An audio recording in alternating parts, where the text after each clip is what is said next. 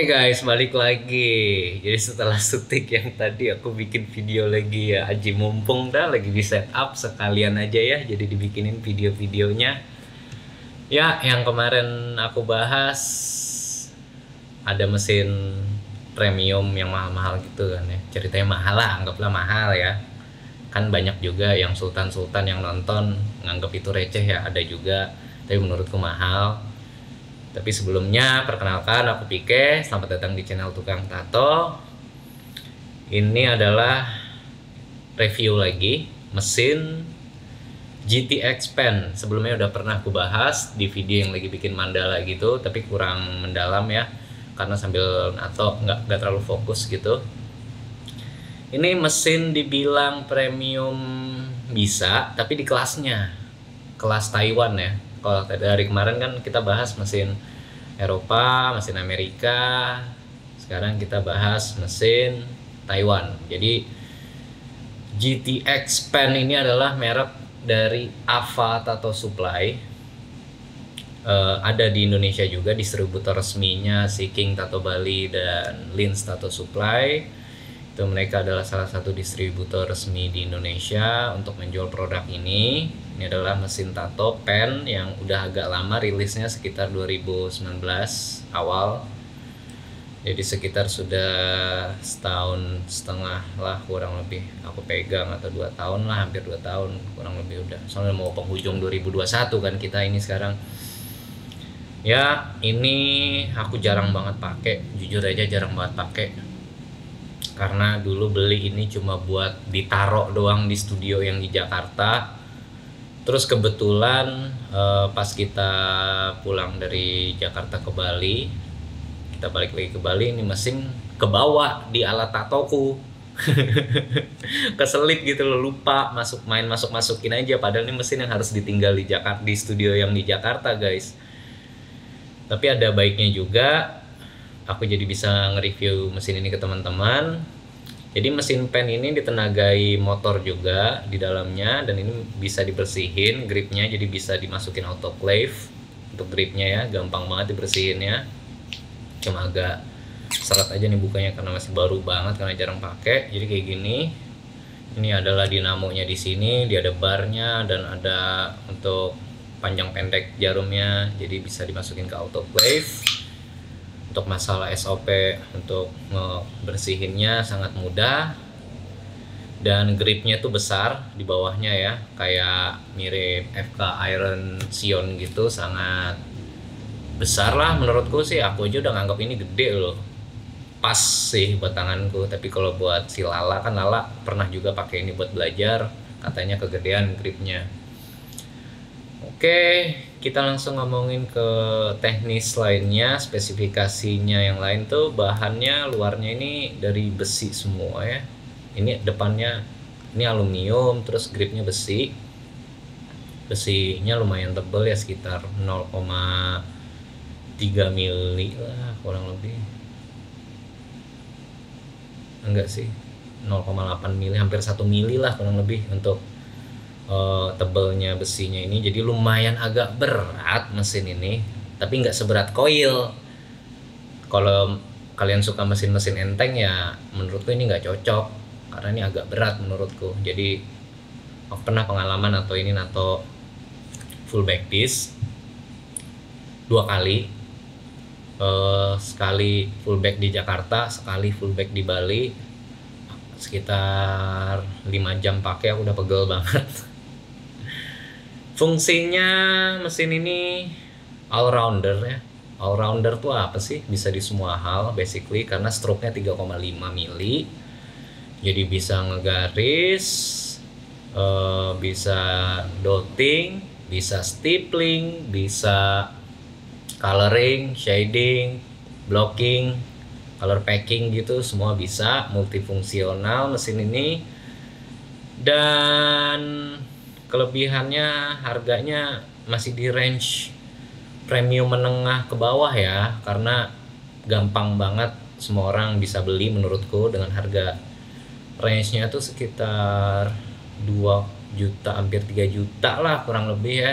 Aku lupa gara-gara udah lama banget beli ini, jadi ya nggak lupa harganya guys. Pokoknya nggak nyampe 3 juta. Kalian bisa cek langsung ke King Tattoo Supply Bali atau enggak di Lins Tattoo Supply di daerah Jakarta. Oke, ini kita langsung coba nyalain ya. Aku pernah biasanya pakai di volt 8,5 sampai 10,5 kalau buat nato ya. Kenapa sih gede-gede banget? Ya emang karakternya begitu mesinnya. Kalau aku kan suka mesin yang kencang ya.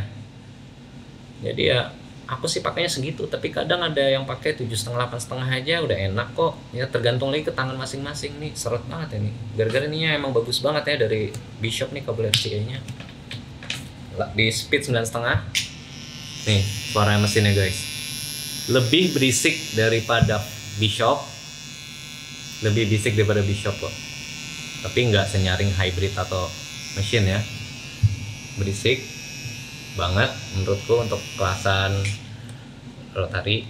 Seharusnya nggak seberisik ini ya, tapi adem juga kalau di volt rendah nih ya, di volt 7,5 tuh, ini di volt 7,5 adem kan, bisa sama lah kayak si Bishop kalau ademnya di volt 7,5. Nah aku pernah pakai ini kan, pernah cerita di 5 jam ke atas ya, sampai 6 jam ada pernah pakai. Ntar guys, coba dulu guys. Nah oke, oh ya tips kalau nyabut satu arah aja, jangan diputer-puter. Kalau diputer-puter bikin ininya rusak. Semua mesin berlaku kok, berlaku untuk semua mesin, mau mesin mahal kayak mesin apa. Kalau kita puter-puter ini lama kelamaan, anggap aja kita udah 100 kali nato, 100 kali muter kan, lama-lama kendor dia punya lubang RCA nya ini, bikin bisa putus kabelnya guys. Oke, aku lanjutin yang tadi. Kekurangannya mesin ini tuh cuma satu, kalau untuk umum ya, cepet panas di jam ke-3 jam ke-4 itu udah mulai anget mesinnya, tapi nggak bikin lo kayak melepuh gitu, enggak, cuma anget aja kayak mesinnya demam gitu guys. Kayak demam panggung, asik demam panggung gitu. Kekurangannya agak panas aja, tapi so far masih hebat-hebat aja, masih perkasa lah di atas kulit dengan harga segini.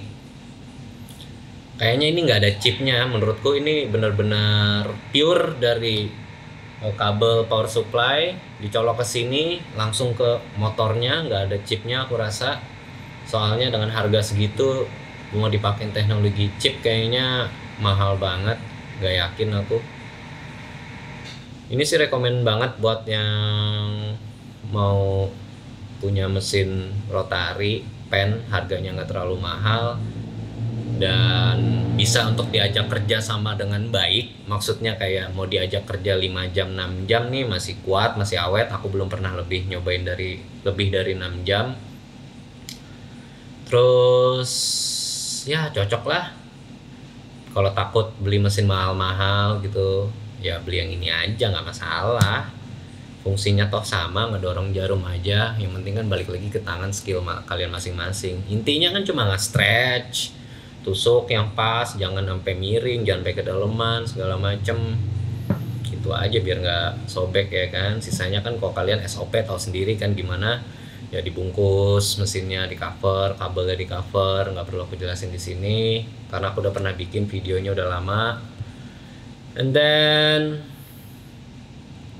kok dibilang murah banget ya, enggak ya, kan ada juga ya, kita kali ngomongin ekonomi orang-orang ya, ada yang nganggap 1 juta 2 juta itu mahal. Tapi kalau untuk takaran mesin, menurutku pribadi dari awal belajar nato, anggaplah kita kembali di 2010 ya, anggap aja mesin seharga 2-3 juta itu menurutku belum terlalu mahal. Karena pada tahun segitu aku pernah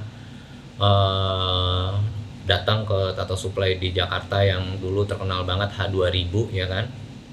Aku kesana ngelihat mesin-mesin mahal kayak Sunskin, itu harganya 7 juta sampai 9 juta lah itu coil. Terus yang rotarinya juga 8 juta lebih gitu loh. Jadi kalau ini dibanding Sunskin zaman dulu, harganya masih dibilang oke lah. Karena di patokanku ancar-ancarku ya, yang mahal adalah Sunskin, Ini tengahnya yang murah ya mesin-mesin Cina yang harganya 600.000 gitu.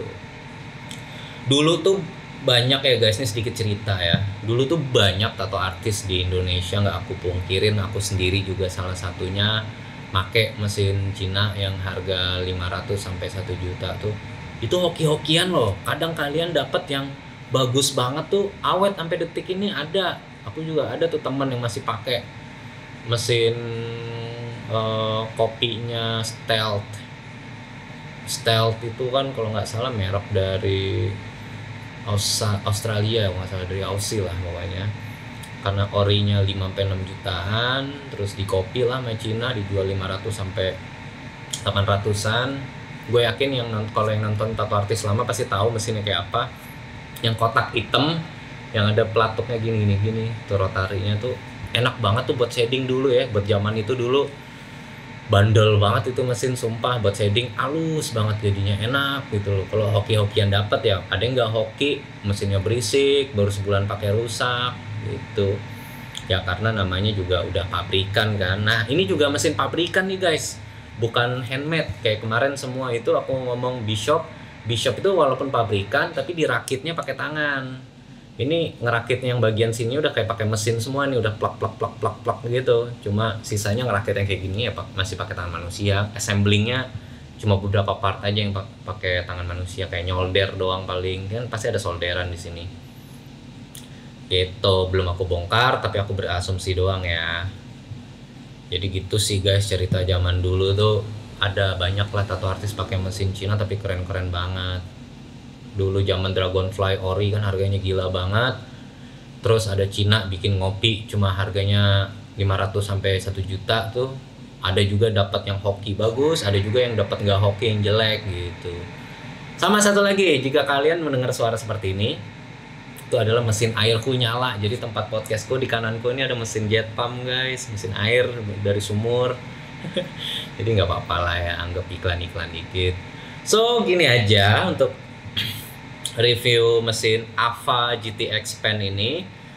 Harganya cocok buat pemula atau enggak yang profesional pun nggak masalah, karena semua selera masing-masing, suka mesin premium, suka mesin menengah, suka mesin murah, semuanya selera. Tapi aku sarankan pakai mesin yang bagus sekalian, ya minimal ini langsung ke atasnya, jangan yang murah banget. Hargain perusahaan-perusahaan yang udah melakukan risetnya, daripada lo malah beli yang kopi-kopian mesin gitu, KW-nya lah kasarnya, KW gitu, janganlah.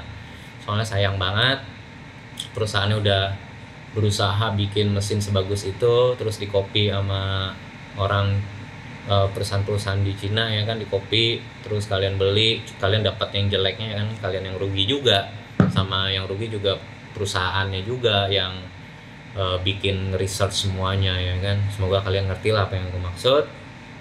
Reviewku oke banget pokoknya yang ini ya, untuk mesin ini bisa banget dipakai, all rounder, enak, oke banget, harganya nggak bikin nyekek kantong juga. So gitu aja untuk review hari ini, dan mungkin ini adalah review di akhir minggu ini, review yang terakhir di minggu ini, karena aku nggak ada bahasan untuk nge-review apa-apa lagi. Untuk mesinnya aku nunggu ada beberapa temen mau minjemin mesin buat untuk di-review juga. Mungkin akan aku ajak juga buat ngobrol bareng di meja ini, review bareng. Aku ntar bakal ajak Mas Dede buat nge-review mesinnya, aku ajak Kak Tia yang review mesinnya, aku bakal ngajak yang punya Dan Kubin bakal review juga di sini, aku bakal ngajak yang punya Martin Pintos ngobrol di sini. Oke, semoga bermanfaat buat kalian semua. Sampai jumpa di episode review berikutnya guys. See you. Bye-bye. Oh iya, jangan lupa di like, comment, dan subscribe di channel Tukang Tato. Haha.